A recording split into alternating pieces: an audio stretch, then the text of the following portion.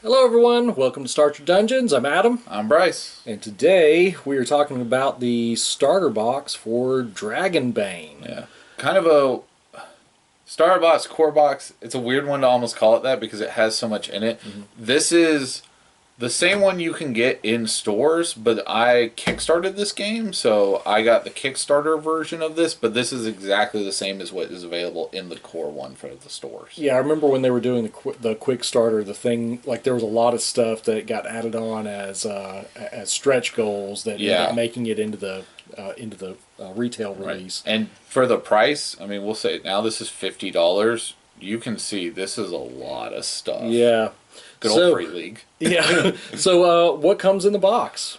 Oh man! All right, get ready, guys. So there's a bunch in this box. First off, you get 5 character sheets with really great art on them that I really love. Pre-gen ones. You get the same beautiful artwork on 2 of the tokens that you get that are basically cardboard standees, along with they only give you 10 pegs. I like these pegs, but I wish they'd give you more than 10 because I played a 5-player game with this and I actually ran out of pegs for monsters.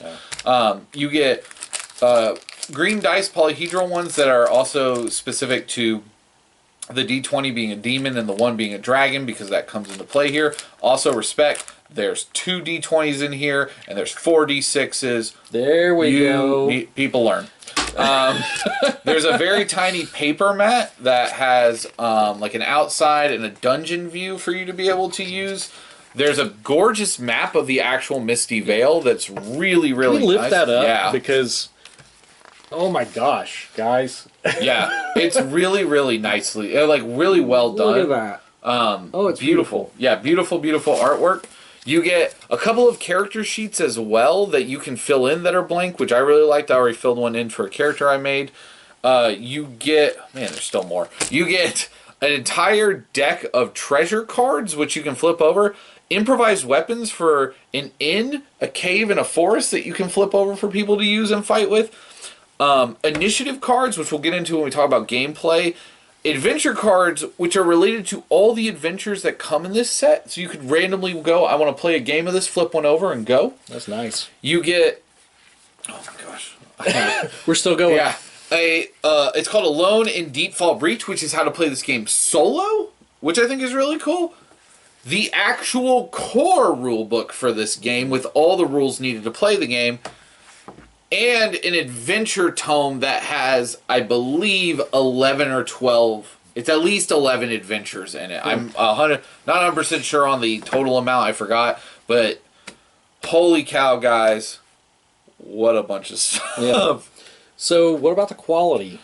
Oh, man. I mean, I've already gushed on the quality of the map, but I think, man, you have to give it to Free League. Like, Free League will always provide you, I think, with every box that they sell of their product that are, like you said, they are starter boxes or like core boxes. I don't know how to really describe them because they're not, they're interesting in how they're built a lot from different from starter sets. I think they're amazing. I love all the artwork in this. The artwork is gorgeous in it. I love kind of the design of the books in most cases. I will say, we'll talk about it a little later, actually. I'll talk a little about the layout of this book is a little bit interesting.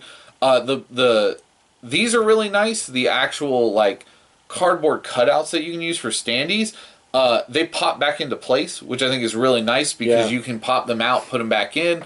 These are the same size, like the thickness is comparable to the Pathfinder pawns, so you can use the stands for those. And I would, because I like these stands, but they're little like plastic clips, and you basically stuff your guy fully in. It covers some of the artwork if you go all the way down, which is like a little bit irritating to lose some of that artwork, because the artwork on it is really nice.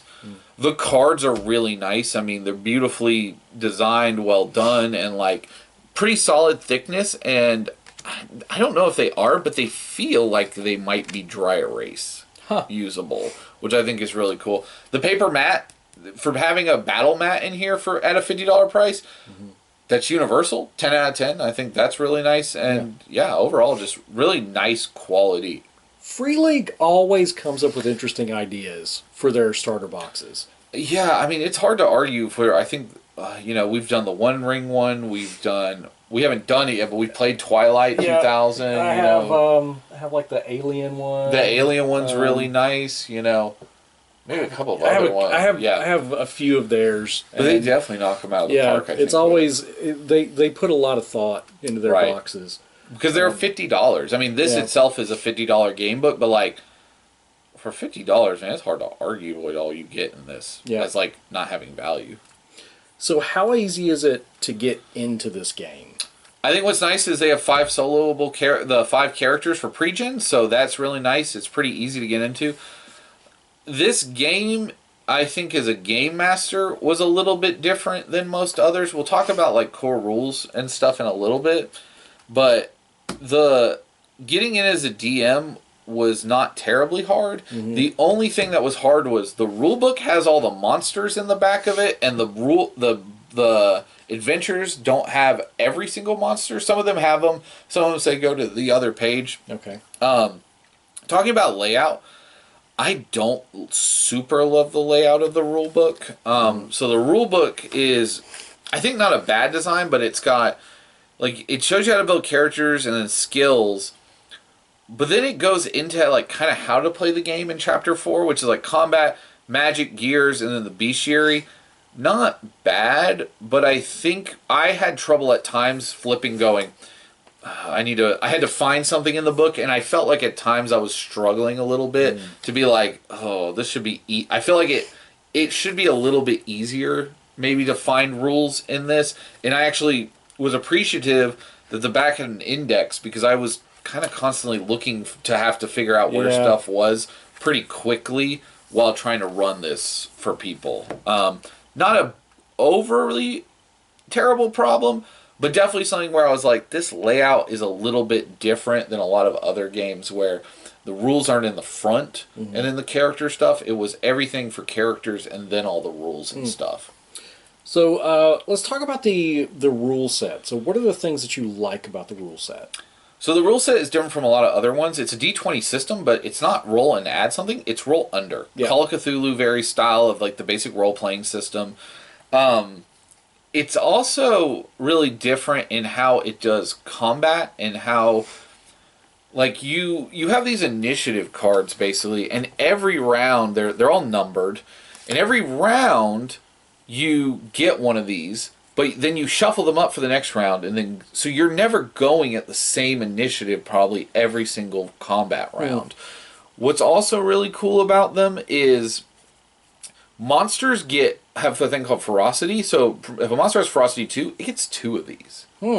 And what's interesting is, unlike a lot of other games, like in normal D&D where you have an armor class, there are not armor classes in this game. You, on your turn, get your card, and you go, I have one move and one action, or one reaction. And you can choose your reaction to be things like parrying attacks with weapons or shields, or dodging from attacks, or you can do things like attack, cast magic, stuff like that.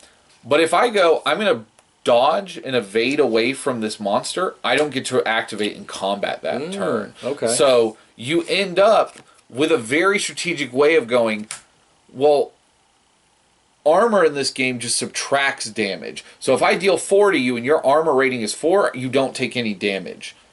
So your armor is kind of how you're choosing to do things, going, do I let this attack hit me like or risking not? it? Yeah, that's interesting.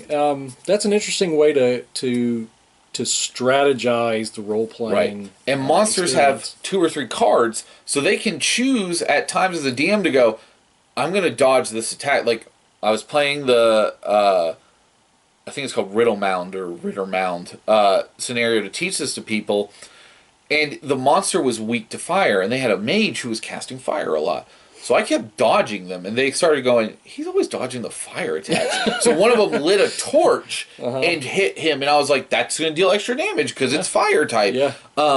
So as a DM, you also get to choose how you flip back and forth between using the initiative.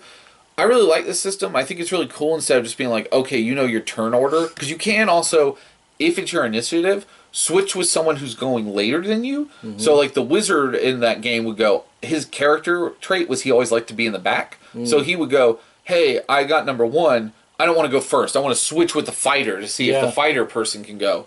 And I thought that was really cool. The other thing I really, really love about monsters don't have like a bite attack plus with a roll or anything. Mm-hmm. You roll a d6 to determine the monster's action during their turn. So they all have, if you look at them, this is their monster attacks. You roll a d6, and whatever you roll determines what they do. And so it's a random roll for the different effects. Right. And depending on what you roll determines what happens. And if you rolled something already this round, you go to the next one down. Okay. So you don't repeat attacks, which I think is really cool. But some of them are really cool. So like the ghost that was in this one shot I ran had a move where on a 4-up, it made you make a fear check, and it just paralyzed the Wolfkin dude. And he was like, I can't move. I have negatives to all my will saves. Ugh. I think that's really cool. There's more. I mean, I feel like the other thing, I like the fear table. Mm-hmm. Instead of doing like conditions are different in this game, the fear table is what they do for getting like paralyzed and stuff. Mm-hmm. So in this game, again, you're rolling a d20 trying to see if you roll equal to or under. They have this thing called pushing your luck.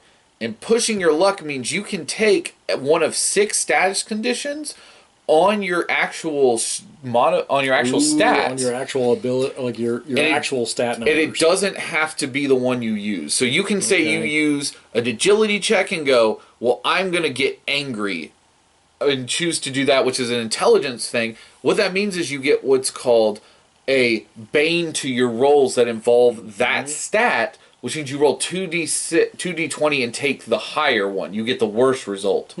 And banes, which are boons, are what allow you to roll 2 and then take the lower number. Like so advantage and disadvantage. Yeah. So this is really cool to me because it's like you want to push yourself to do it, but you take conditions, and the more conditions you have, the worse it is for you to roll all these checks. Mm-hmm. So their archer character took tons of conditions, but always kept their agility open because they were just firing arrows, and that was the reason why they're like, oh, I'm just going to become scared of this creature. I'm going to become really, really cool system. Yeah. The other thing I also really like is damage feels good in this game. Things feel like they hurt you. So like a basic small Warhammer is 2d6.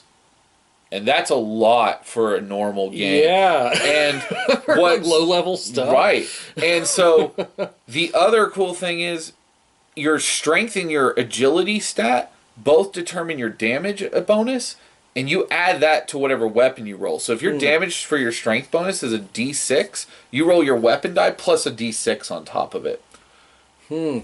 Okay. One last thing I'll talk about, because I know I'm just talking about positives, and I promise there are some things that I did kind of dislike at times. The willpower system in this is really cool. So unlike a lot of other games, we have like spell slots and all this. Everything that is a skill, whether it be magic or power or anything like that, is tied to willpower points. And so you spend them, and you get them based on what your they're not called classes. It's your profession. Your profession and your race determine what you get to play. And they all do different. So like everyone who doesn't know, Dragonbane has a race of duck people you can play called mallards. Their ability is called ill-tempered. For 3 willpower points, they can gain a bane to a roll, but they immediately become angry, and they're basically Donald Duck, like screaming angry, kind of mad. I wanna play this and do Howard the Duck. You can definitely do that. My character I built for solo play is a mallard knight, so he's just super angry, and he's like for the Lady of the Lake. That's really good. Yeah. So that is all the things I really like. I know I probably talked a lot compared to a lot of other games we play, but I just played this and ran this too, so like this is really fresh in my mind of kind of like what I really enjoyed about it. So what do you not like about it? I also think though that DMing it can be a little bit difficult at times. Okay. Because you don't really get to choose what the monsters do in some cases. You kind of are forced to do things. That's fine because it actually I think makes it easier to be a DM in some cases. But it does also make things where it's like you're limited in what you do in some regards. I will also say that because people are used to playing D&D in some cases, everything is a skill check to do it. There is no, like, make an attack roll. Weapon skills are what you roll. So if I have a weapon skill of 14 with hammers, if I swing with a hammer, I need to roll a 14 or under. Mm-hmm. But with axes, it might be a 7. Mm-hmm. So I think that's something that is maybe a little bit difficult to change of how you play because you're not adding anything to a roll. You're, again, if you're a Call of Cthulhu person or a basic role-playing game system person, you want to roll low. You want to roll under your stat. So it is a little bit different from that. The adventures also are really good, but they're very slim. So at least the one I ran for Rittermound didn't have a whole lot going for it other than there is a place where you go and there's a wight that lives underground and he has a crap ton of gold and you want to get it from him. And it was fun and we enjoyed it, but I think if I ever ran this, it's the best one they say for intro players. I would maybe try a different one because I think it was interesting. And you do have these adventure cards too. You could just literally go, flip these. We're playing the Isle of Mist. That's just the one we're doing. And what's cool is you give this to the players and it literally tells you what's happening and why you're going there, which I think is really cool. It's like the adventure cards that are in the D&D 5e Essentials kit. That's what it has that feeling of. Yeah. And I think it's nice because there are, the adventures in here aren't laid out by level or anything. Because leveling in this game is a little bit different. It's just getting better with your stats and making it easier for you to roll under. It's not like a lot of other games where it's like, oh, I get plus this many hit points and plus all this. It's a little bit different in that regard. Which I kind of like that because in games that tell, pretty much any D20 system that tells you what level the adventure is, there's an expectation that the players are going to win it as written. And sometimes I think it's good to just say, this is the adventure. You might fail, and it may be hard. Even if you do succeed, you may not succeed in the way that you want to succeed. I will also say another thing. This has a feeling, and you're going to like this. This has there is times to run moments. See, I think that's a really important thing to have in role-playing games. Sometimes you got to run away. So, in the adventure that I ran, I'll spoil a little bit. There's the wife of this white night creature is in the place, and she's like, I don't want you to kill him. But you can't kill a ghost. It will constantly respawn unless you banish it, which none of them knew how to do, or figure out what it wants to get to move on to the next life. You can choose as a DM to do that. My whole thing was she was like, I'm just here to protect my husband and protect his warhammer that he used to use to fight demons. Mm-hmm. So they fought the white, and the ghost was like, absolutely not. And it's just a tough fight. And then at the end, they literally were like, they beat the ghost, and then they all just ran because it's going to change things. The other thing I will say, I don't want to call it a negative, but it is daunting in some ways.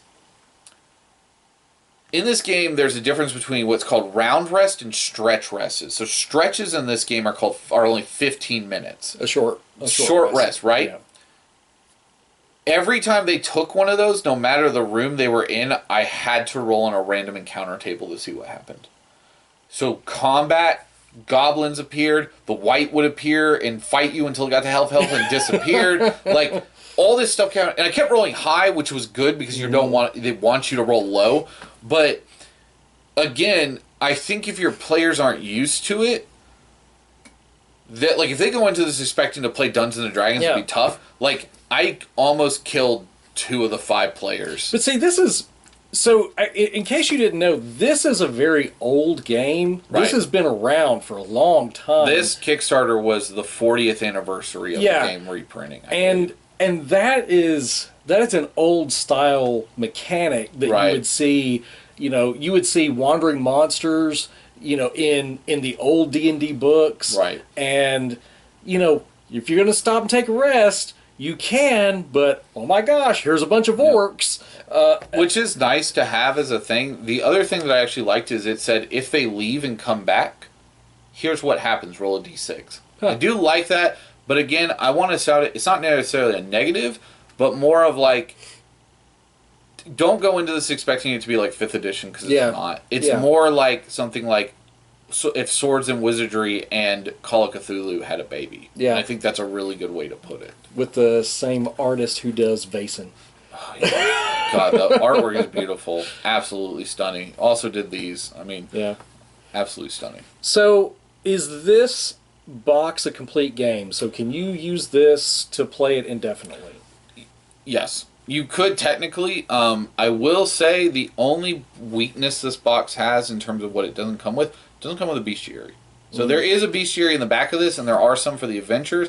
It's very small. As we talk about, like normally, like for complete games, can you expand this? They just released a bestiary.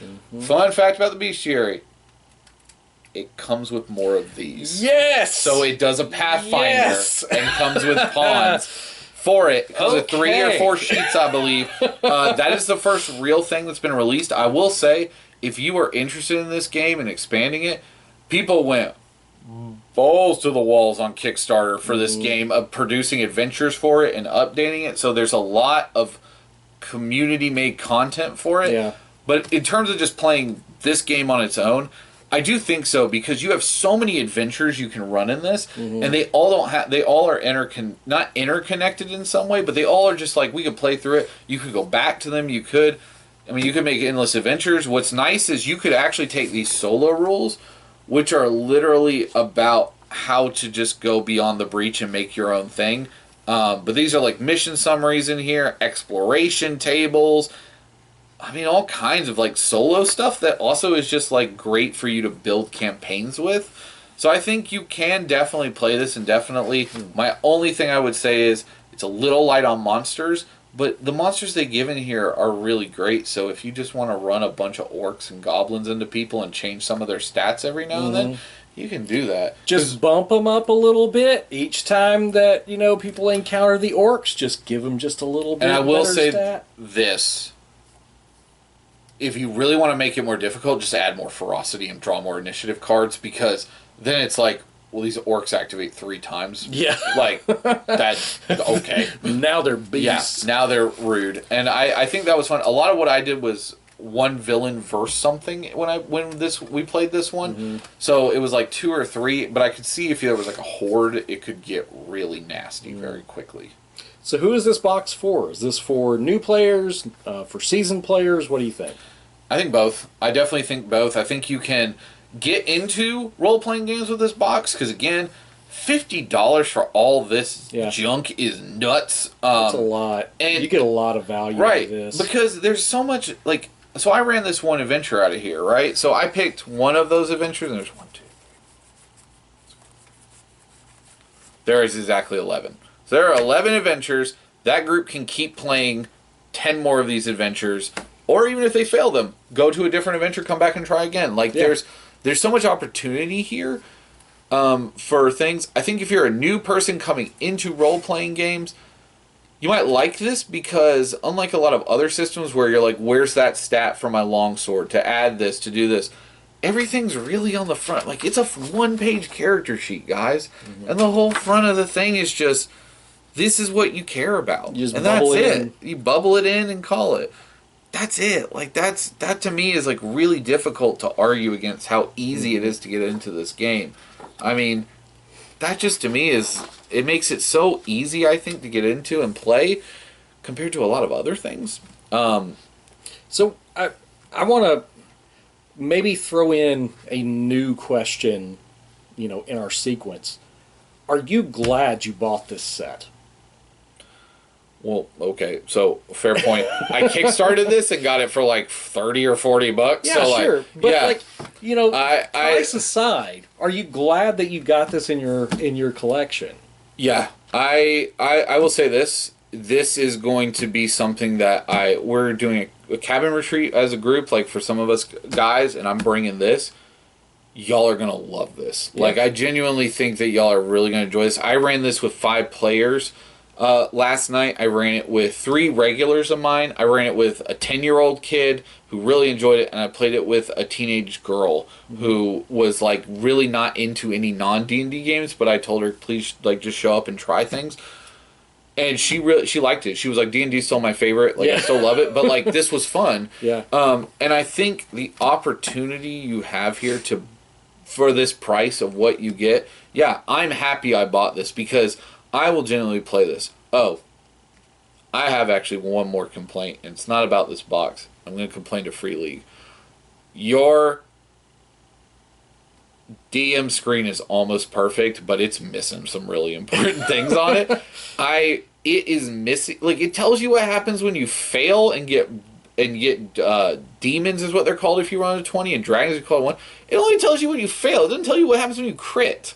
Oh. So I'm like, well, that sucks. Like, I mean, they're just like some of the charts they picked on it. I was all right, these aren't bad, but like, freely, I'm gonna complain about that. And that thing was $25. It's high quality, but it's like 1 or 2 charts extra on there, or remove some of the other ones and put there. I would have loved that. Room for improvement. Right, 100%. But like, that is another product you can buy for this. And frankly, I bought it, and I'm happy I have it. I think it helps a little bit to kind of help with this. So for the last question, I think maybe this should be aimed at me. Would you try this as a player? As a player, yeah. I mean, I'm very excited about getting to play this.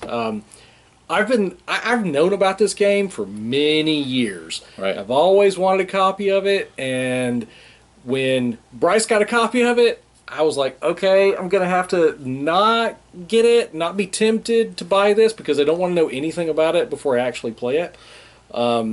So I'm looking forward to it. I really do want to try it. And I think if you like D&D too, this is not a bad thing to get some really cool adventures and modules and ideas from too. Yeah. Like, obviously it's not the same and the monster stats aren't the same, but like, there's some really cool little adventures and stuff in here. As a DM, I do actually think I would enjoy running this. I think this game is really good as well, and it's something we talk about where the difference between like a long-term campaign and a short-term campaign, this is basically a bunch of short-term one-shotty kind of campaign books. Mm-hmm. So you could play this with friends, go play with a different group, go jump around, like pull this out every now and then and play a game when you want to like take a break from your main game that you're playing in a campaign with. So I think I really like that about it. I did enjoy DMing this. I would like to play it once as a player, but the DM also doesn't really roll a lot of dice, which was interesting too. Like, monsters also only have very small stats. They have HP. Let me double check. It's like HP, their armor, their movement, their damage bonus, if they have any skills, and that's it. Like, it's very simple easy because they don't have a lot to it. And that's what makes it really interesting is, like, you don't have to remember that this one has an agility of 12. This one has, like, an agility of 15. It's like, if a monster chooses to dodge, if it doesn't have a skill that helps it with evade, it rolls. It has to make a 15 or under. So they easily dodge attacks. Yeah. I got one more thing I really like I want to say about. The parry system in this game is stupid cool. Okay. So, parrying a weapon, you can do these not on monster attacks. You have to do these on like weapon attacks. But when you parry a melee attack, your weapon has durability. And if they deal enough damage to your durability, your weapon breaks until you make a crafting roll to fix it. But as a free action, you are always considered in Dragonbane to have 3 weapons able to swap and equip immediately. Yeah. So you're never stuck if a weapon breaks. But I thought that was a really cool idea of having a way to use durability in a game with like your shield and your weapons that you don't see in a lot of other games anymore. And I think that's a really cool idea. Yeah. Side tangent aside, definitely think you should check this out if you're interested. Again, it's $50 flipping for all of this, and I think that's hard to argue against. And if you want a old school kind of role-playing game with an updated, fresher look to it with a little bit of life improvements, this is a slam dunk. Well, if you've played it and like it and, want to talk about it, or if you have any questions for Bryce about it, just leave them down in the comments below. And I'm going to start a fight in the comments. Tell me how you feel about mallards, because some people hate them and hate the duck people, some people love them. So I want to know, do you love or hate the duck people? Let us know. I'm definitely loving the mallards. Oh, I'm loving the mallards. Yeah. I think they're cool, but some people get feisty about Yeah. it. It's funny. So, until next time, take care. Y'all take care. Bye.